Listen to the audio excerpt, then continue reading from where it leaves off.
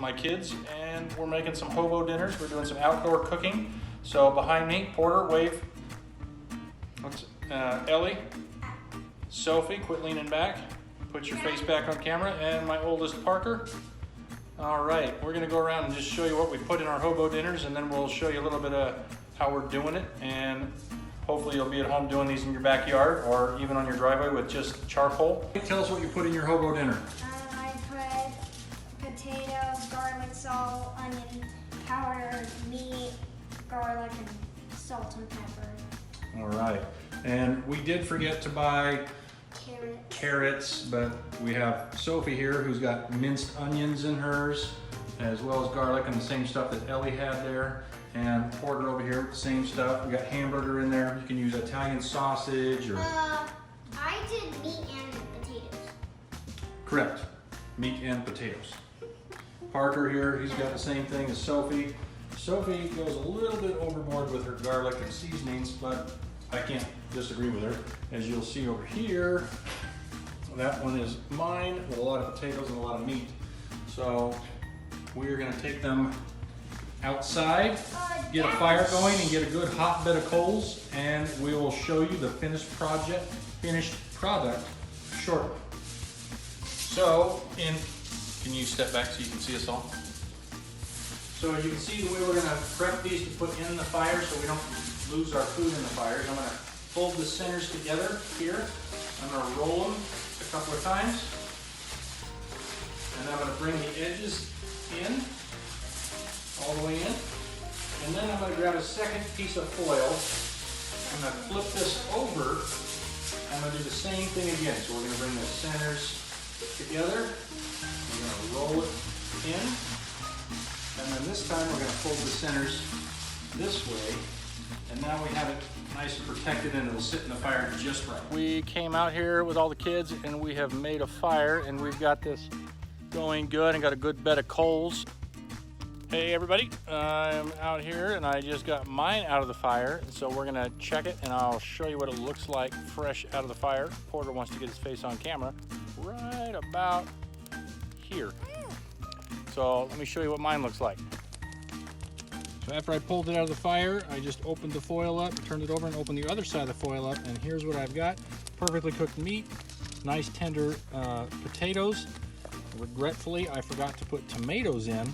Or not tomatoes, carrots, but I do have onions in there, and it is going to be delicious. So as you can see, Sophie has scraped her tin foil clean. Parker has almost done the same. Ellie over here has pretty much done the same thing and almost has nothing left. And as you can see behind Parker, Porter is devouring his. Hey everybody, we're on our second day of outdoor cooking. Today we are going to do hamburgers and Dutch oven potatoes. So we got Ellie over here behind me. Whoop, oh, that way, right there. She's gonna be slicing up our potatoes for us. So we'll wander over here and see what she's up to, and we'll walk through that process here in a minute, and I'll give you my personal secret recipe for hamburgers, minus one ingredient. Can't have it same for everybody. And so we'll do that. And then these guys, Sophie, Parker, Porter, you guys all approve of my hamburgers? Yeah. Oh yeah. Yeah, big fans, big fans. Never had somebody tell me they don't like it, so hopefully you enjoy it too. So here's Ellie. She's cutting up our potatoes for us, and you know she's just cutting them nice and thin and keeping her fingers out of the way when she does this. And I will show you the rest when we get it all prepped and in there. We're also going to be cutting up onions, and we'll put a little bacon in there for meat eaters, and for those vegetarian types or people that just prefer not to have bacon in their potatoes, we can just avoid that, and we'll put a little cheese in it after they're fully cooked at the very end. Hey everybody, this is Sophie over here. She is cutting up our onions for us. And as you can see, she's got some rounds that we'll put on the bottom of the Dutch oven with the potatoes, and then she's minced some up that we'll put throughout. And as you can see also, Porter is sad that he's little, but he'll have a job here shortly. So the girls are hard at work cutting potatoes and onions. I'm just starting to prep everything and put it in the Dutch oven, so I thought I'd show you what's going on here. So if you look in the Dutch oven here, I've got my layer of onions on the bottom with a little bit of butter. I've got some bacon in there over the onions, and now I've started to layer my potatoes in there. And I will continue to just fold these over each other It doesn't have to be perfect, so we just kind of slide them in here. We got another little hand coming in. Thank you, Porter.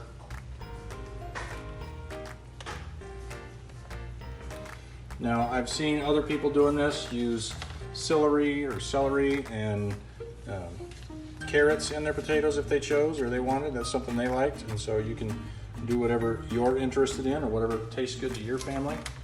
And then we're gonna haul these out to the fire. When we get it out to the fire, like I said, I've done before in my driveway years ago, or over the years, just using charcoal. I usually put tin foil down on the concrete and then put my charcoal on top of that and cook right on top of that. And one thing I'm forgetting right now that Sophie's probably gonna wish I didn't is minced onions. So we'll sprinkle some of these minced onions in here. Hey everybody, I am outside here at the fire pit, and I've got my potatoes in my Dutch oven in the fire, so I'm gonna just kind of show you what I did. I got a good hot fire going and let that burn until it was just mostly coals and some couple of smaller logs. Move the logs aside and set that Dutch oven right in the center of the coals there, and put a little bit on top of the Dutch oven as well. It's been about 30-40 minutes at this point, and so it should be just about ready. All right, so as you can see, my little guy's been throwing more sticks on there to get those logs going again, but you can see over here, I've got just my Dutch oven sitting on top. I placed some coals on top of there, and here in a few minutes, I'll pull that out and open it up and see what she looks like, and then we'll be ready to go and take it in and get our burgers ready. I'm back in the kitchen getting ready to make the hamburgers. So I'm going to walk through all the ingredients, and then I will have one of the kids help me video here as I put the ingredients in, because I don't really do measurements with this stuff. It's just kind of a smell the meat, see how it goes, and shoot from the hip. So I will put barbecue sauce of your choosing in. I've used a bunch of different kinds. It's up to you. I've even had my little guy here accidentally put a bunch of teriyaki sauce in my hamburgers one time, so we had teriyaki burgers, which turned out to be quite delicious. I'm a big fan of Liam Perrin's Worcestershire sauce, and so I keep a bottle of that around to put in. I would put a little bit of liquid smoke in my hamburger meat. I would put some minced garlic in. I put the dried minced onions in the burger as I mix it up, and then onion salt and garlic salt.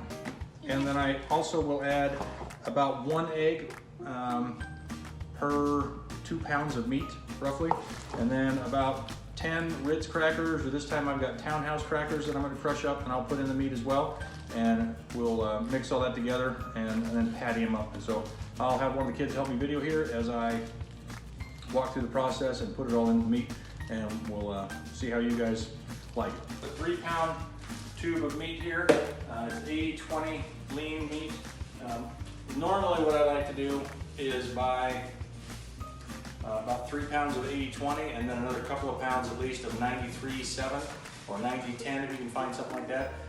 Just that way it's not so fatty, but at the same time it is a little bit, some of that fat helps keep that juice and keeps the burgers moist, but it also helps that I'm adding a lot of other stuff to it. So keep that in mind and choose whatever type of burger you choose.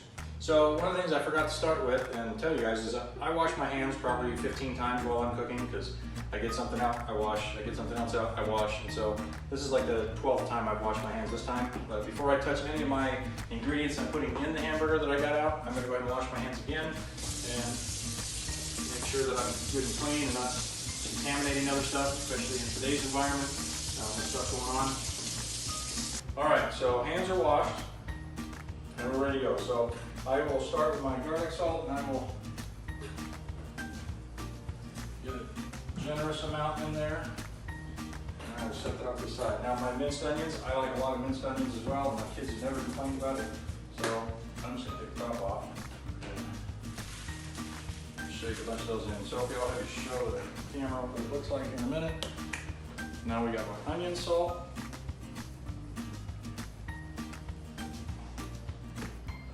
Liam Perrin's Worcester. A little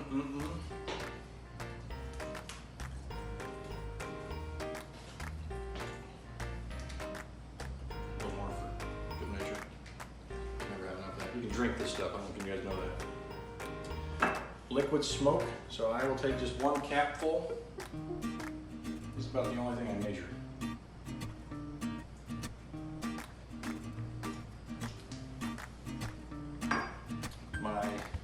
garlic.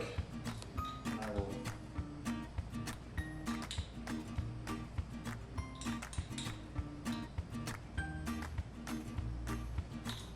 why not a little more? That smells good. All right, Kelly wants to put in some barbecue sauce for us. Just keep squirting until I say otherwise.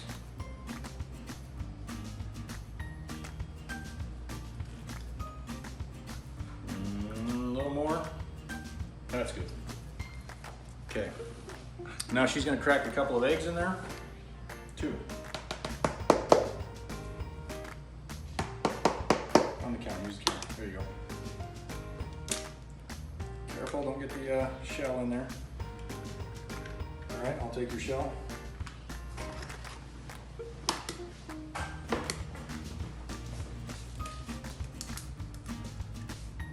Okay, and now we'll have the 2 kits that we cracked up about 16 the crackers, and so there's 2 bags of crackers over here. These 2 we're going to open up and dump into the mix as well.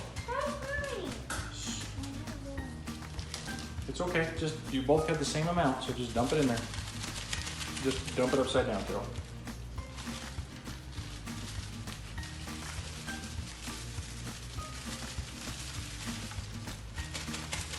All right, Kelly, step back. Porter, get it in there, buddy.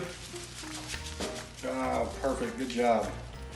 All right, and as you can see, it doesn't look like a whole lot right now other than just crushed crackers and barbecue sauce and hamburger, but if you get that aroma of Worcester, garlic, and sweet barbecue sauce, and the minced onions and the liquid smoke, it's making me hungry already. So this is the dirty part again, so I'm gonna have to wash my hands once I'm done with this. So I get in here and you just gotta churn this stuff up. So we put a lot of liquids in here, and that's why I use those crackers to help solidify some of that stuff and keep it from coming apart on us. If you wear rings or have jewelry, it's best to take that off first for a lot of reasons, obviously. It gets down in the nooks and crannies of some of those rings. All right, so we added a little more crackers and we're ready to go.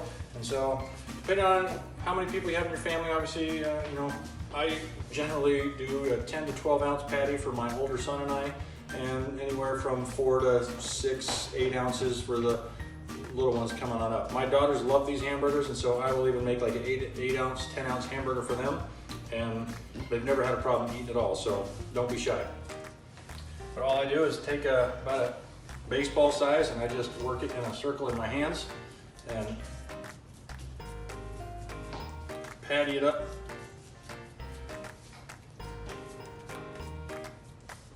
So that's probably a good 6 ounce, 5-6 ounce patty there.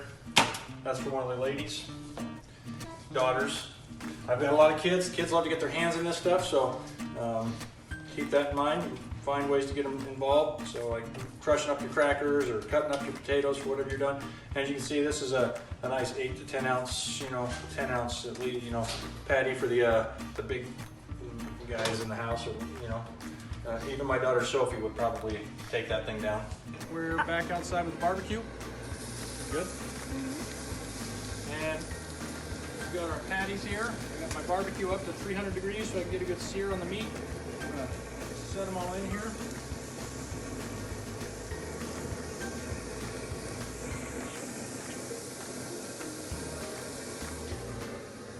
All right, so I'll let that sit for a few minutes and get a good sear on that. While I'm waiting, I'm gonna go inside and wash my hands again and clean my pan off so that when I pull my burgers off, I have a nice clean pan with no raw meat stuff on it. So we'll see you in just a second.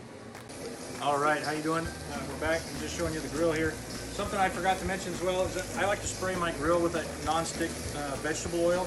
It helps, as you can see, this one didn't get it on that part of the grill, and so it sticks a little bit. This one over here turned over just nicely, and so most of these on this side will probably be a little bit better to flip. You can see that just came over nice and easy.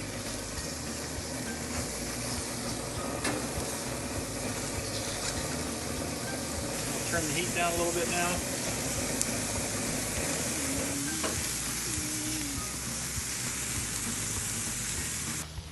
All right, I've got a whole bunch of my smaller ones over here, and then the bigger ones over here, they're still cooking a little bit, but my heat's all the way down. You can see that they're done. We've already torn one apart and did a little taste test with, and I can be honest with you, it's the best burger I've ever made.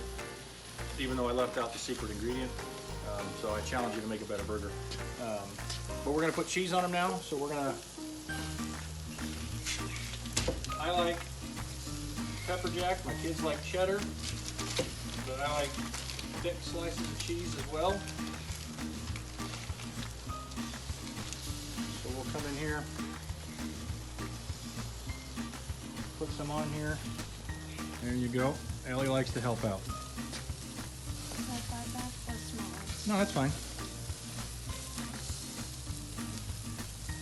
I can't get the 2 back ones. Here, I'll sit that on the back one there. There we go. And you can see, we put a little bit on there. And here's Sophie sneaking more of the taster. Taster. Oh, Porter wants to taste a little piece.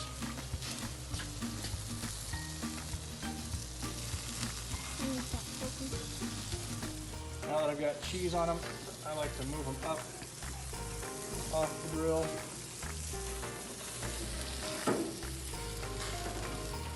On mine, Dad. These are pretty thick patties, so you really want to cook them, make sure they're good all the way through. You don't want to leave any of that pink or red on the inside. You don't want to risk getting yourself sick. So, and then so Ellie's going to come on over here, Sophie, so you can. Yes, Ellie, grab a piece of pepper jack. So, I am a big fan of pepper jack and cheddar, so I will do a slice of both on mine, and I'm going to do that twice because I like leftovers, and I think these burgers get better as they age. So, we'll do the same thing twice. Okay, now I just close it for a second, let that cheese melt, and I'll be ready to put them on our pan. Thank you very much, and hopefully you guys can make something similar or change the recipe to whatever you want and get outside and enjoy the outdoors. All right, how are the burgers, everybody? Very good. Very good, all right. Then we got the potatoes. Sophie is the only one that's had potatoes so far. Good? Yeah. All right. One thing I wanted to mention here real quick that I forgot is that my little guy kept throwing sticks in the fire, and on one side it got a little burned in there because it was getting really hot next to the fire. And so you want to just get those coals and let it simmer really nice. So some potatoes, salad, and a nice burger on a beautiful evening like this. Can't get any better.